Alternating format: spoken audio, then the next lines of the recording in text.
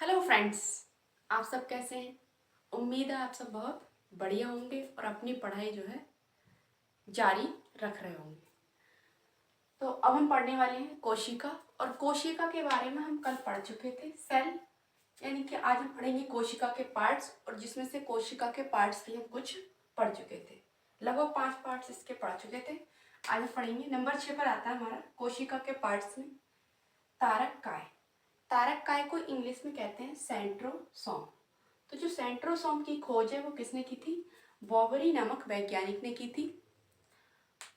और जो कोशिका मतलब जो तारक काय है, वो तारक काय का काम क्या होता है?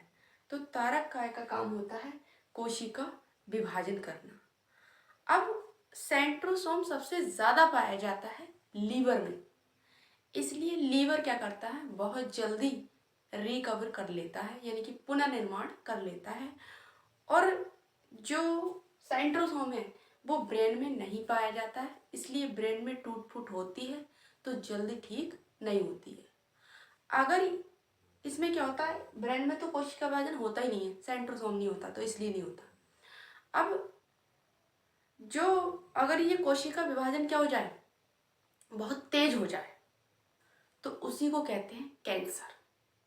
यानी कि कैंसर जो है वो कोई बीमारी नहीं है।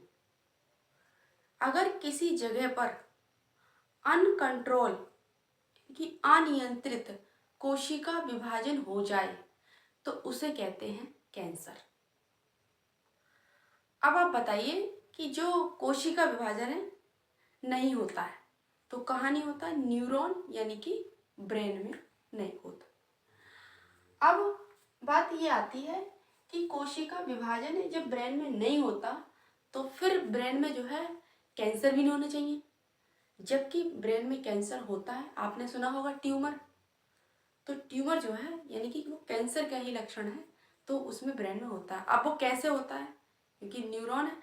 अब कैसे होता है देखिए, न्यूरॉन जो होता है ब्रेन में हमारे, यानी कि 90% क्या होता है? न्यूरॉन, और 10% होती है गीलियम।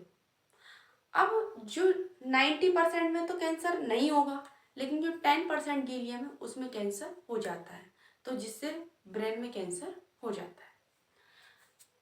नंबर 7 पर आता है अंतःप्रद्रव्य जालिका। अंतःप्रद्रव्य जालिका, इसको इंग्लिश में हम कहते हैं एंडोप्लाज्मिक रेटिकुलम।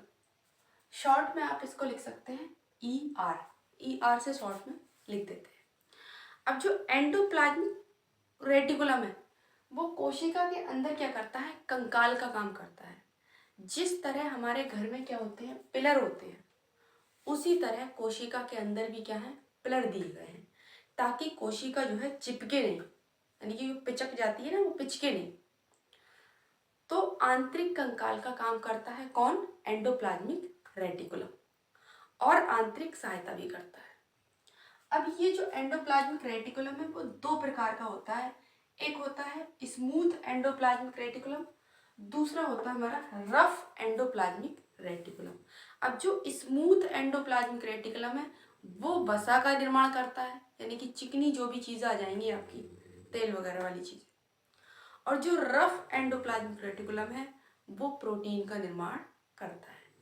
अब जो होता है रफ वाला, यानी कि कैसा होगा? खुरदुरा, या फिर हम इसको यही कहते हैं स्मूथ को, यानी कि इसको कहते हैं चिकना एंडोप्लाज्मिक रेटिकुलम, और रफ वाला हो जाएगा खुरदुरा एंडोप्लाज्मिक रेटिकुलम। अब जो रफ वाला है वो कैसा हुआ? खुरदुरा। क्यों? क्योंकि इसके ऊपर क्या होता है? छोटे छोटे धब्बे पाए जाते हैं।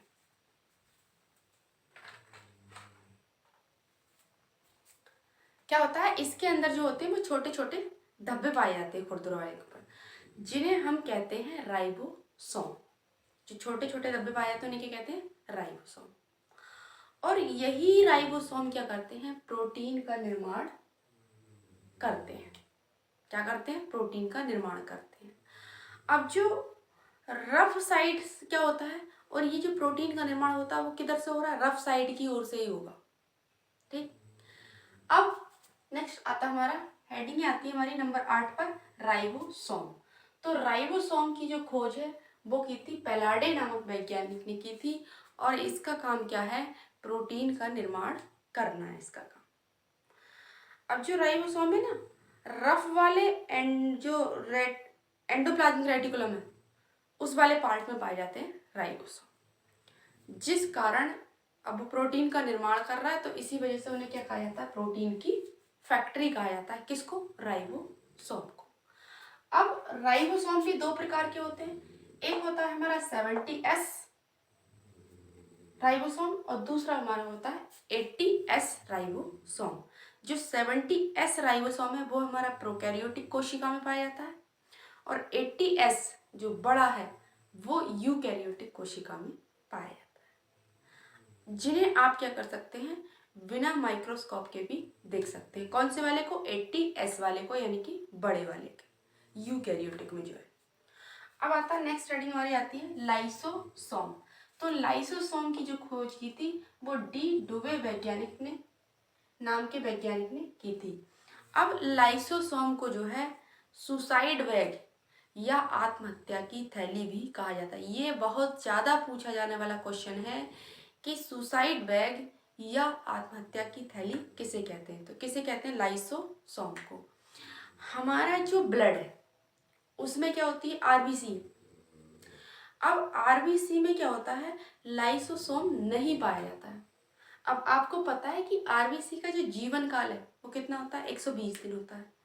मतलब 120 दिन क्या होता है, अगर 120 दिन में क्या होता है, 120 दिन जीवन काल है तो 120 दिन में ब्लड मर जाता है। अब ब्लड मर गया है तो शरीर में क्या होगा? सड़ेगा, क्योंकि लाइसोसोम तो है नहीं, और लाइसोसोम होता तो उसको क्या कर देता? गला देता। इसलिए ये क्या जाता है, जब लाइसोसोम नहीं है तो ये स्प्लीन में जाता है, जिसे कहते हैं ब्लड बैंक। ठीक, अब हम आगे नेक्स्ट पढ़ने वाले हैं। इसका पार्ट आता है हमारा, लाइसोसोम पूरा हो गया। नेक्स्ट हेडिंग है हमारी जीव द्रव्य, प्रोटोप्लाज्म।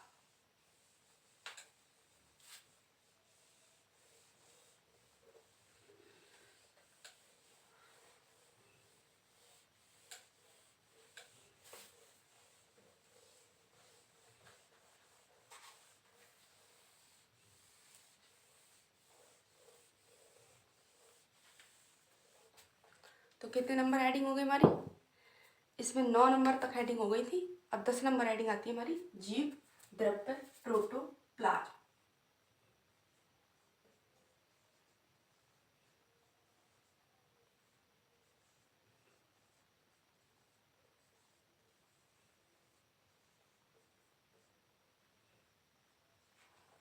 हेडिंग हमारी 10 नंबर, जीव द्रव्य प्रोटोप्लाज्म। तो जो प्रोटोप्लाज्म की खोज की थी वो पुरकिंजे नामक वैज्ञानिक ने की थी।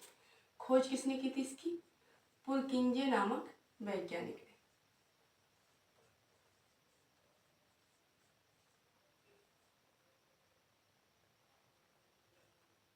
खोज किसने की थी? पुरकिंजे नामक वैज्ञानिक ने इसकी खोज की थी। ठीक, अब इसके अंदर जो होता है 80% जल होता है। किसके अंदर? जीव द्रव्य के अंदर। इसके अंदर जो होता है वो लिक्विड भरा रहता है, जिसे हम क्या कहते हैं? जीव द्रव्य कहते हैं। ठीक, जीवन की भौतिक इकाई है कौन? जीव द्रव्य। जीव द्रव्य में अगर 1% की कमी आई तो क्या हमें क्या लगती है? प्यास लगती है। और यदि 10% की कमी आई तो व्यक्ति मर जाएगा। अब जीव द्रव्य भी क्या होता है? दो टाइप का होता है। ठीक, एक तो होता है हमारा कोशिका द्रव और दूसरा होता है हमारा केंद्रक द्रव। दो टाइप का होता है। कौन सा? एक होता है हमारा कोशिका द्रव्य,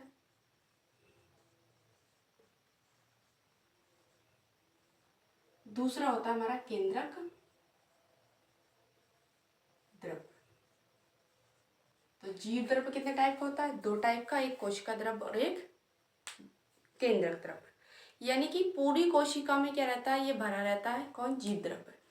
अगर कोशिका में है तो कहलाएगा कोशिका द्रव्य, और अगर केंद्रक में है तो कहलाएगा केंद्रक द्रव्य। और यदि कोशिका द्रव्य और केंद्रक द्रव्य दोनों को मिला दिया जाए तो कहलाता हमारा जीव द्रव्य। नेक्स्ट हेडिंग आती है हमारी 11 नंबर, 10 हो गई। हेडिंग है हमारी सीलिया एंड फ्लैजिला।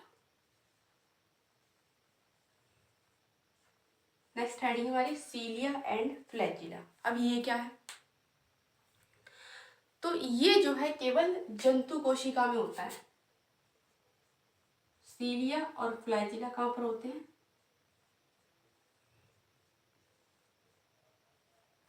केवल जंतु कोशिका में पाए जाते हैं। ये क्या होती है? बाल के समान स्ट्रक्चर होती है, इसको भी लिख लीजिए। क्या होती है? बाल के समान स्ट्रक्चर।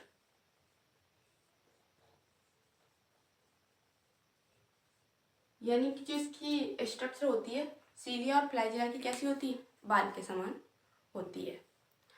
जो कोशिका के बाहरी भाग में पाया जाता है, यानी कि जो कोशिका होगी आपके कोशिका के बाहरी साइड पाया जाता है, तो वो होता है हमारा सीलिया और फ्लैजिला। अब ये जो कोशिकाएं होती है हमारी, वो हिलने डुलने में क्या करती है? मदद करती है, कोशिका को मोशन प्रदान करती है, सीलिया और फ्लैजिला। अगर कोशिका के पास कोई पोषक पदार्थ तरल अवस्था में है तो वो क्या करती है? इसे चूस लेती है। यानी कि हम कह सकते हैं सीलिया और फ्लैजिला फीडिंग का भी काम करती है। ये कैसी होती है? अभी बताया, बाल जैसी संरचना होती है। तो बड़े वाल को कहते हैं सीलिया, और बड़े वाल को कहते हैं फ्लैजिला, और छोटे वाल को कहते हैं सीलिया। ये क्या होती है? मतलब जो हमारा सीलिया और फ्लैजिला क्या करते हैं? स्पर्म जो होता है, शुक्राणु जो होता है, उसको शक्ति प्रदान करते हैं ताकि वो क्या हो सके? स्पर्म आगे बढ़ सके। और केवल कहाँ पर होती है? ये जंतु कोशिका में होती है, प्लांट कोशिका में नहीं होती। नेक्स्ट हेडिंग आती है हमारी लवक। अब लवक क्या है? तो जंतु कोशिका का सबसे बड़ा पार्ट न्यूक्लियस है, और पादप कोशिका की बात करें तो सबसे बड़ा पार्ट क्या है? लवक। तो यहाँ पर लिख देंगे हम लवक क्या है? पादप कोशिका का सबसे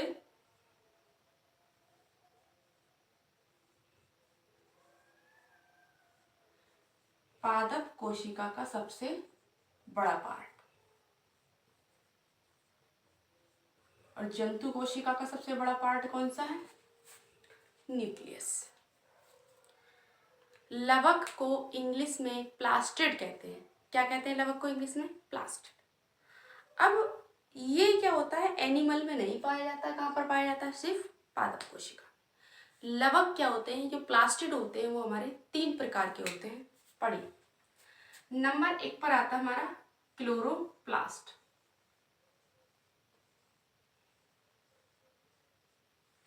जिसको हिंदी में बोलते हैं हरित लवक।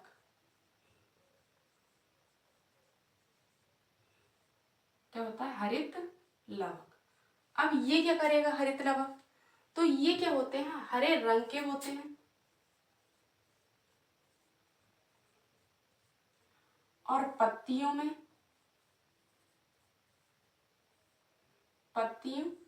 तथा तनों में पाए जाते हैं।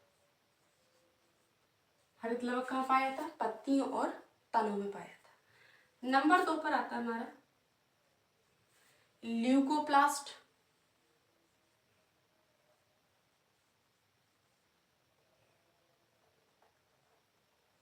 नंबर 2 पर आता है हमारा ल्यूकोप्लास्ट। ल्यूकोप्लास्ट को हिंदी में कहते हैं अवर्णी लवक। क्या कहते हैं? अवर्णी लवक। अब ये क्या होते हैं? जैसे कि इसके नाम से ही वर्णी मतलब रंग, और आ से मतलब कोई भी रंग जो है नहीं होगा इसका। क्या होगा? किसी भी प्रकार के रंग को नहीं दर्शाएगा। ये कहाँ पर होते हैं? चाहे तो आप लिख सकते हैं ये कैसे होते हैं? रंगहीन होते हैं।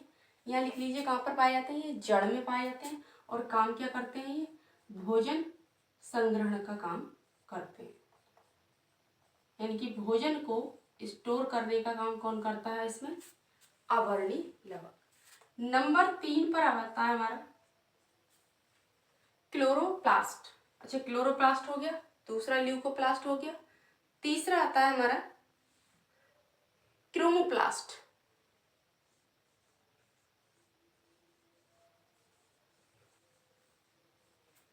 इसको बोलते हैं हिंदी में वर्णी लवक।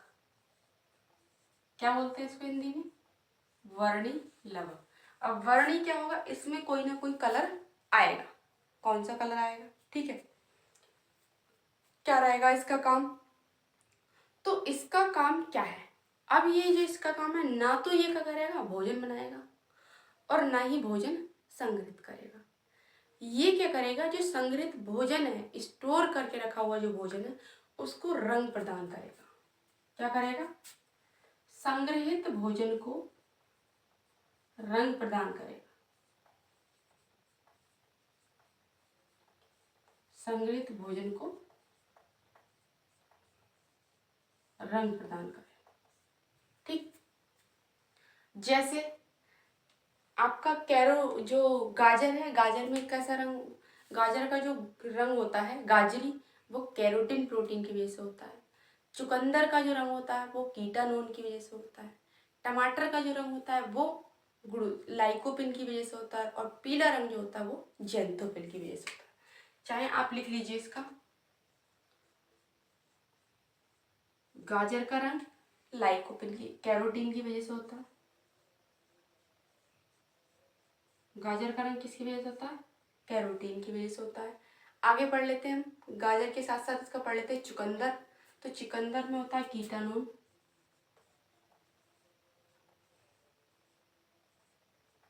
चुकंदर में किस वजह से होता है? कीटानून।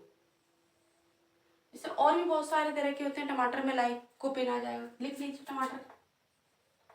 बहुत ज्यादा पूछा जाता है टमाटर का। टमाटर का रंग किस वजह से होता है? तो लाइकोपिन की वजह से होता है। और पीला रंग जो होता है वो जेंथोफिल की वजह से होता है। नेक्स्ट हेडिंग आती है हमारी नंबर 13 पर, 12 हो चुके हैं।